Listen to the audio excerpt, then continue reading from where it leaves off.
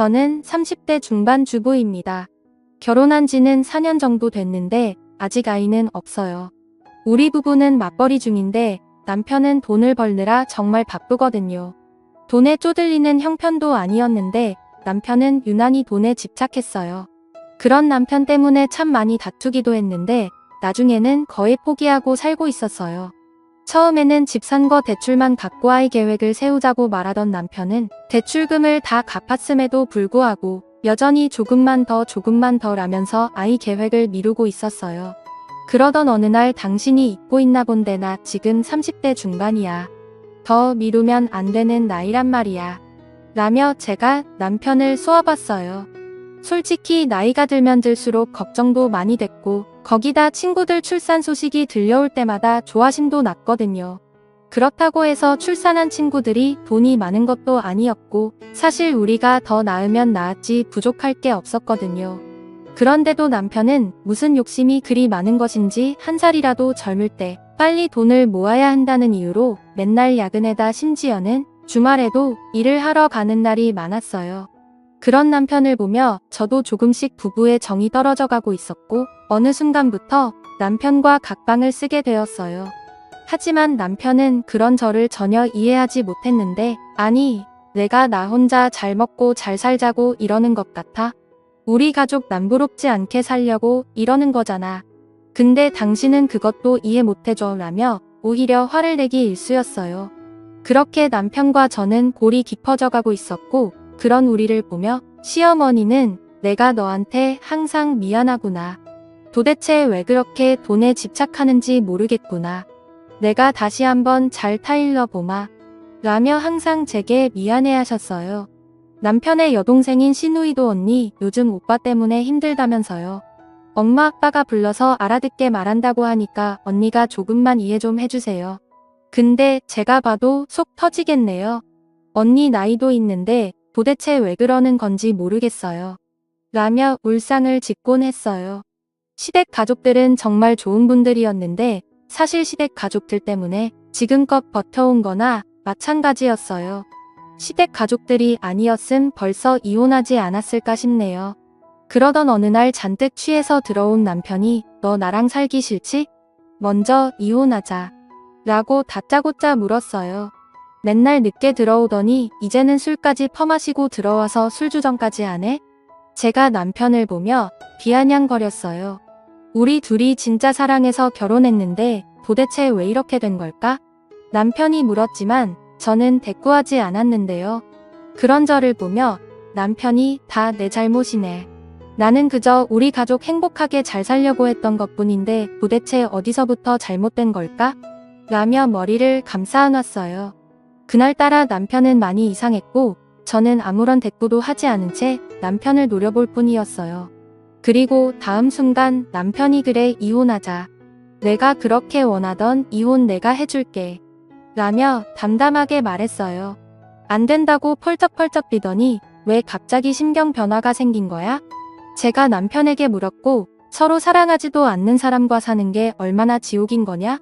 빨리 이혼해줘야 당신도 새 출발해서 그렇게 갖고 싶다던 애를 갖지. 당신도 이제 적은 나이가 아니잖아? 라고 말을 했는데 남편은 그전없이 나간 듯 해보였어요. 그럼 나야 좋지. 사실 나도 어머님 아버님 아가씨 때문에 어찌어찌 버틴 건데 언제까지나 그럴 순 없잖아? 그래도 당신이 그렇게 생각해주니 고맙네. 우리 헤어지는 마당에 그냥 좋게 마무리하자. 제가 남편에게 말했어요. 그리고 그 뒤 남편이 급히 이혼을 하기 위해 준비하는 듯 했고 그런 남편을 보며 근데 왜 이렇게 서두르는 거야? 그새 여자라도 생긴 거야? 어차피 이혼할 사이인데 한번 털어놔봐. 남편에게 물었어요.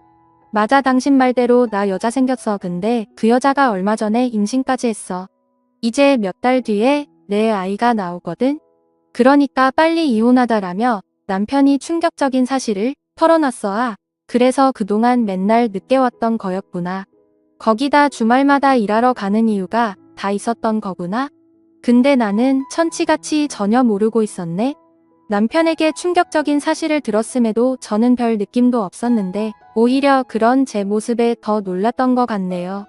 그 뒤 남편은 이혼을 진짜 서둘렀어. 저기 말이야, 내가 바람펴서 이혼하는 거잖아. 그러니까 이 집은 당신에게 줄게. 어차피 문제는 나한테 있는 거니까. 어느 날 남편이 뜬금없이 말했어. 뭐? 당신 같은 짠돌이가 이 집을 나한테 주겠다고? 당신 그 여자 진짜 사랑하는가 보다? 그렇게 아등바등 돈에 미쳐서 살던 사람이 집까지 나한테 주면서 이혼을 서두르는 거 보니? 그런 남편을 보며 마음이 참 이상했는데 아이도 자꾸 미루던 그런 사람을 하루아침에 그렇게 변하게 한 여자가 누군지 궁금했어요. 그 뒤 저는 시어머니에게 전화를 했어요. 어머님 혹시 얘기 들으셨어요? 그이가 이혼하자고 해서 우리 이혼해요. 근데 그이가 지금 사귀고 있는 사람이 있다고 하는데 들으셨어요? 그래, 얘기 들었다. 그래서 말인데 내가 빨리 정리를 좀 해줬으면 좋겠구나. 조금 있으면 우리 손주가 나온다고 하는데 서둘러야 하지 않겠니?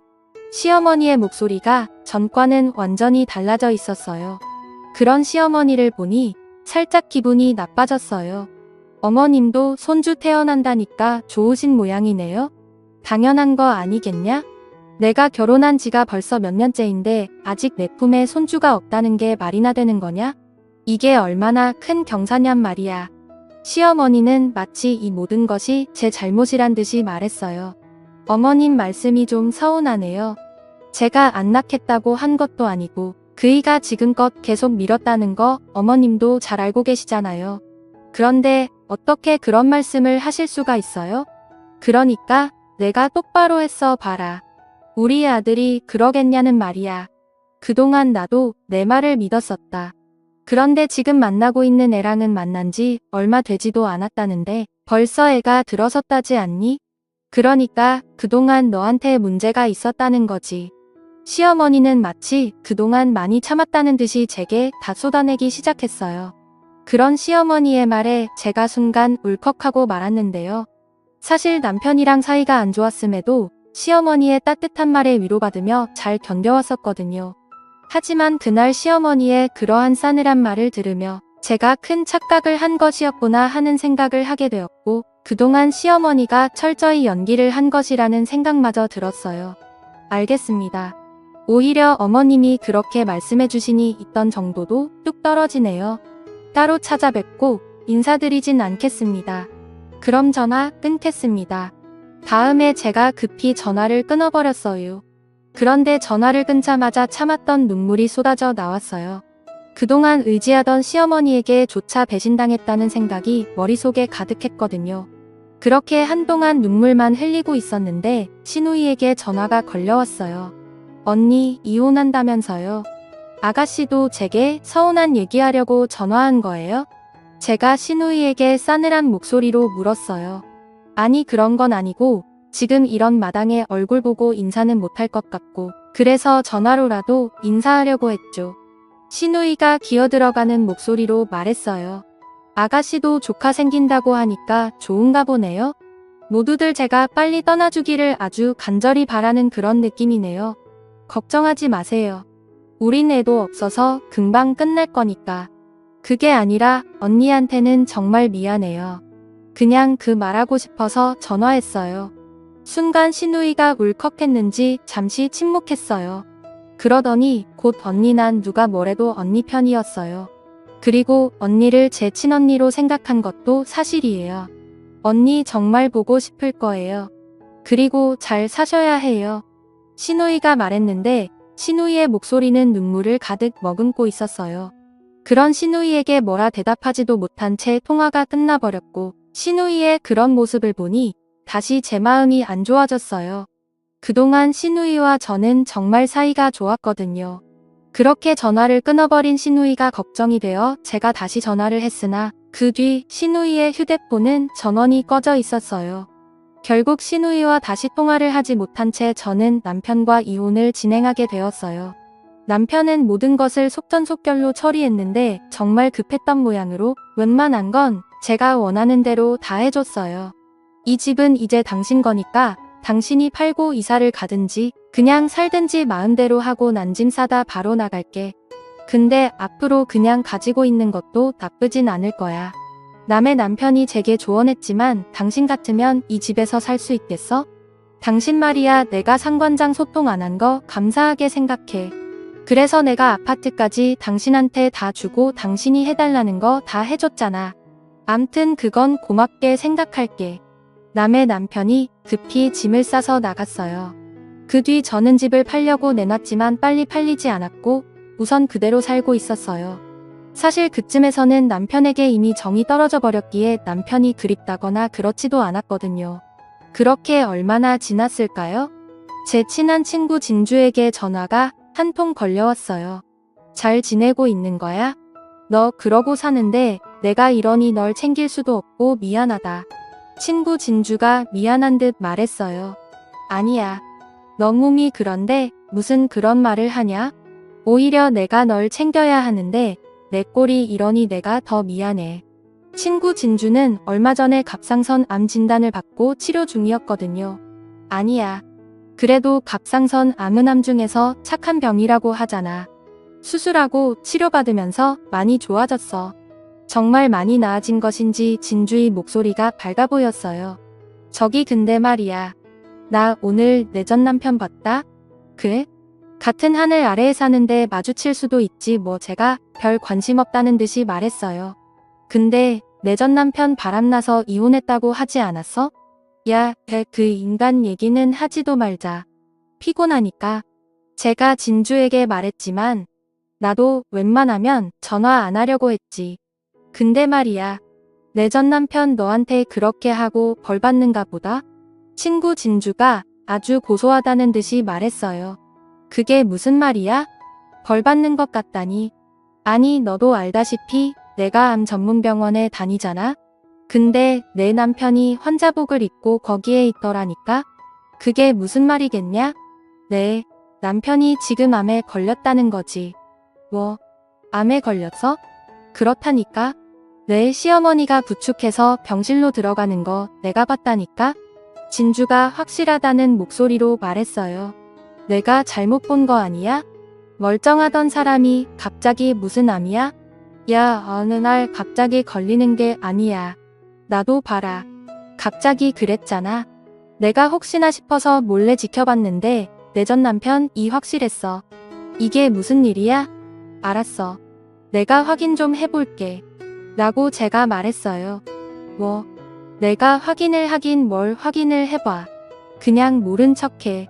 지금에 와서 내가 확인해서 뭐 하게? 너 정신 똑바로 차려. 이혼당해놓고는 아직도 정신 못 차린 거냐? 순간 진주가 제게 화까지 내면서 말했어요. 알았어. 알았으니까 걱정하지 말고 넌 치료나 잘 받아라며 제가 전화를 끊었어요. 그리고 곧 신우이에게 전화를 했어요. 언니 오랜만이네요. 다시 연락할 일 없을 줄 알았는데 어쩐 일이세요? 아가씨 그 바람난 여자랑 재혼했어요? 네. 아, 그럼요. 벌써 재혼했죠. 그래요? 그럼 지금쯤 아기도 태어났겠네요? 아들이에요? 딸이에요? 제가 신우이에게 단숨에 물었어요. 네? 그게 말이죠? 아, 딸이에요, 딸. 어찌나 예쁜지 몰라요. 세상에나. 오빠를 꼭 닮은 거 있죠? 그런 신우이의 말을 듣고 뭔가 이상하다 싶었는데요.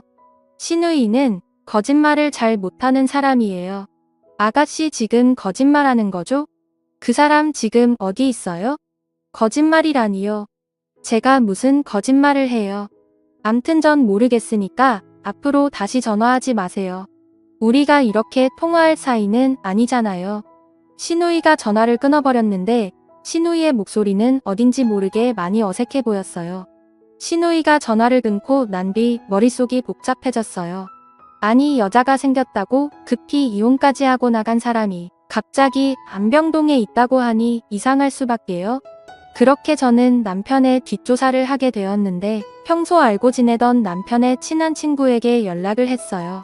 재수씨 갑자기 연락 와서 깜짝 놀랐어요. 남편의 친구가 놀라서 물었어요. 준혁씨 저 궁금한 게 있어서 어렵게 전화드렸어요. 아, 네 말씀하세요.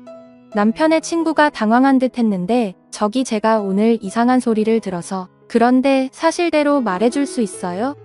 다들 저한테 거짓말까지 하면서 뭔가를 숨기고 있거든요. 저기 그게 무슨 말씀이신지 준혁씨 그 이랑 제일 친한 친구잖아요. 그러니까 다 알고 있잖아요. 그러니까 사실대로 말해주세요. 그 사람 바람났다는 거 다 거짓말이죠? 재수씨 저기 그게 말이죠. 아 참 큰일 났네. 절대 말하지 말라고 했는데 라며 남편 친구가 어쩔 줄을 몰라 했어요. 부탁이니까 사실대로 말씀 좀 해주세요. 제발 부탁할게요. 제가 간절하게 말했어요. 저기 그게 말이죠. 제가 그랬다고 절대 말하면 안 됩니다. 말하면 가만 안 둔다고 했어요. 라며 잠시 말을 멈춘 남편 친구가 제게 충격적인 사실을 말했어요. 사실은 바람난 거 아닙니다. 그놈이 밤낮으로 이런 건 재수씨도 잘 알잖아요. 그런데 얼마 전에 암에 걸린 걸 알았어요. 몸이 이상해서 병원에 갔더니 대장암 3기라고 했다나 봐요. 근데 이게 반반 확률이라고 하던데 저도 잘은 몰라서요. 네? 대장암 3기요? 그러니까 암에 걸린 걸 숨기느라 이혼한 거라고요? 대체 이게 무슨 말도 안 되는 소리예요? 제가 흥분한 채 소리를 질렀어요. 저기 그게 재수씨가 아이를 많이 원하잖아요.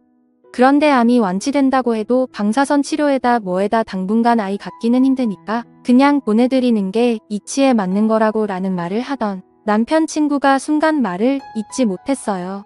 그리고 그 순간 전화기를 들고 있던 제 손이 덜덜 떨리고 있었는데요. 뭐라고요? 그래서 저와 이혼을 했다고요? 고작 그 이유 때문에요? 그게 말이죠. 사실 그 녀석은 재수씨가 임신하게 되면 회사 관두기 할 생각이라고 악착같이 일만 했었어요. 그 녀석 어릴 때 부모님이 맞벌이 하느라 항상 바쁘셨거든요. 그래서 아이 낳으면 재수씨가 집에서 아이들만 보길 원했어요. 그렇게 아이 키우면서 돈 걱정 안 하게 만들고 싶다고요. 그런데 그러다가 결국 몹쓸 병에 걸렸는데 재수씨 힘들게 하고 싶지 않다고 저를 붙들고 통곡을 하고 울었어요. 물론 저도 처음에는 말렸어요. 그래도 재수씨한테 말해야 한다고요. 근데 절대 안 된다고 난리를 치니까 거기다 환자이고 하니 다들 그렇게 하기로 한 거예요. 남편 친구가 그동안 있었던 일을 설명했고 그 순간 제 눈에서 눈물이 멈추질 않았어요. 정말 대단하시네요. 저만 바보 만들고 다들 좋으셨나 봐요. 재수씨 진짜 그런 게 아니에요. 남편 친구가 저를 위로하려고 애쓰고 있었지만 잘 알겠습니다. 그리고 감사해요. 라며 제가 전화를 끊었어요. 그렇게 바로 신우이에게 전화를 했지만 전화를 받지 않았고 아가씨 다 들었으니까 전화 받으세요. 그 사람 지금 암에 걸렸다면서요? 라고 제가 문자를 보냈어요. 제 문자를 본 신우이가 제게 바로 전화를 했어요. 언니, 어떻게 알았어요? 지금 어떻게 한 게 중요한 게 아니잖아요. 다들 저한테 어떻게 그럴 수가 있어요? 그럼 어머님도 저한테 일부러 그렇게 하신 거네요? 제가 신우이에게 기가 막힌 목소리로 물었어요. 미안해요, 언니. 엄마 아빠가 친딸 같은 언니가 마음 아파하는 거 못 보겠다고 그러셔서 저도 어쩔 수 없었어요. 차라리 모르고 떠나는 게 낫다고요. 라고 말을 하던 신우이가 결국 눈물을 흘렸어요. 그런 신우이에게 남편이 입원해 있는 병원과 병실을 물어서 급히 그곳으로 갔고 마침 병실을 나오던 시어머니와 딱 마주쳤어요. 아니, 내가 여긴 어떻게 온 거니?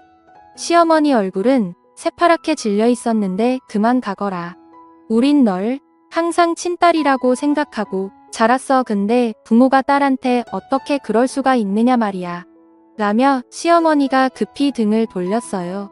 어머님 저 다 알고 왔어요. 아가씨랑 통화하고 왔다고요. 제가 시어머니에게 말했어요.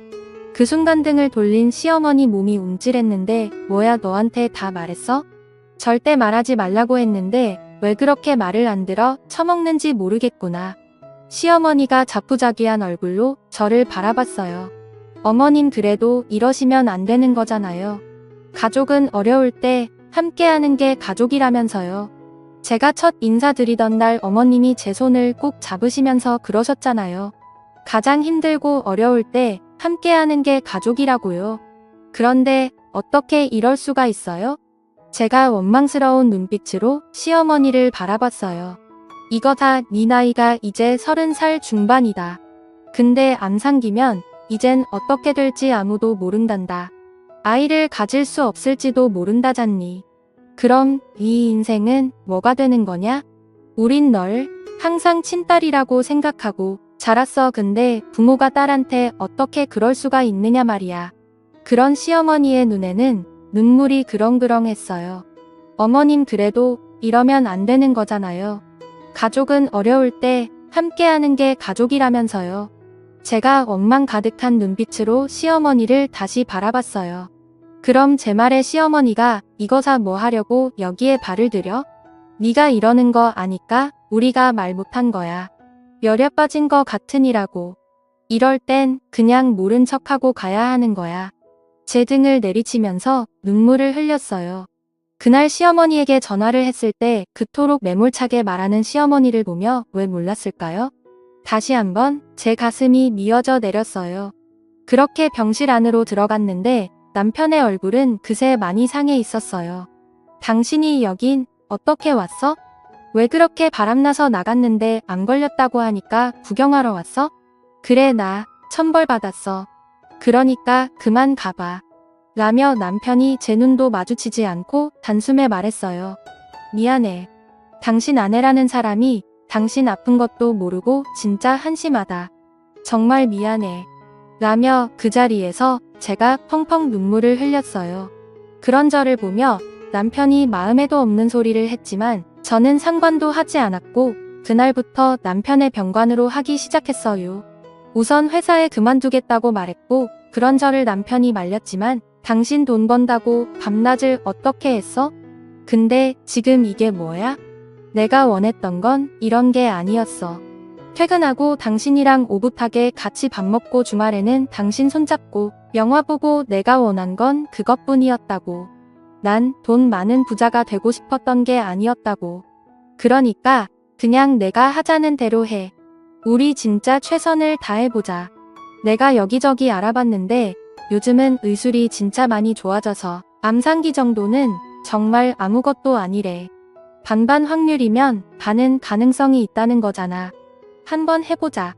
꼭 이겨내서 우리 경치 좋은 시골 마을 가서 그냥 마음 편하게 살자. 라며 남편을 설득했어요. 그런 제 말을 듣던 남편이 당신 아이 원했잖아.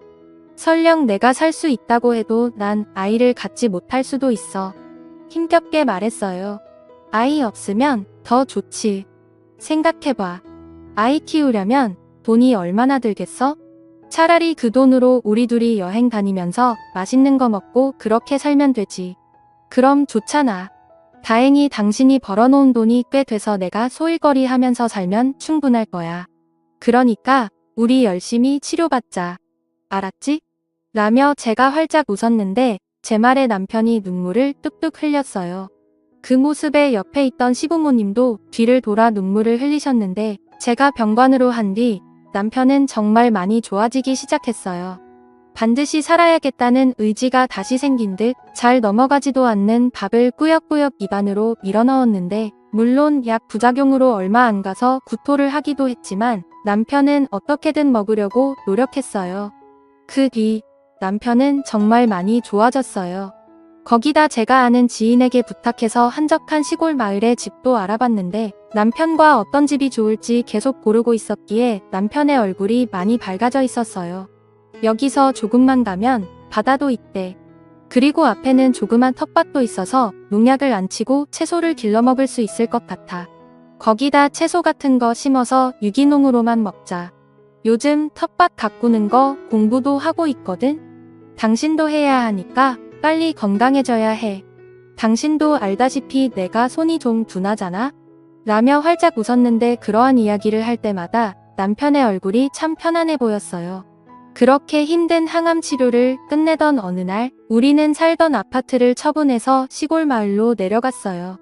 공기도 좋았고 아침마다 새들이 지저귀는 소리에다 바람이 불 때마다 울창한 나무들이 아주 시원한 소리를 냈는데 우린 그 소리가 그렇게 좋을 수가 없었어요. 그 뒤 우리는 이곳에 정착해서 잘 살고 있답니다. 정말 다행인 건 남편의 건강이 정말 좋아졌는데 병원에 정기검사를 받으러 갈 때마다 의사 선생님이 칭찬을 할 정도예요. 거기다 몇 달 뒤면 우리 시부모님도 우리가 있는 곳으로 내려오셔서 같이 지내기로 했어요. 시부모님이 내려오시면 텃밭 앞에 만들어 놓은 평상에서 직접 기른 채소로 된장찌개를 끓여서 시골 밥상을 차려드려야겠네요. 요즘은 문득문득 왜 그리 또 악착같이 살았는지 후회가 될 정도입니다. 돈이 뭐가 그렇게 중요하겠습니까? 사람이 살아가는 데 있어 건강하고 행복하게 사는 게 제일 중요한 거 아니겠습니까?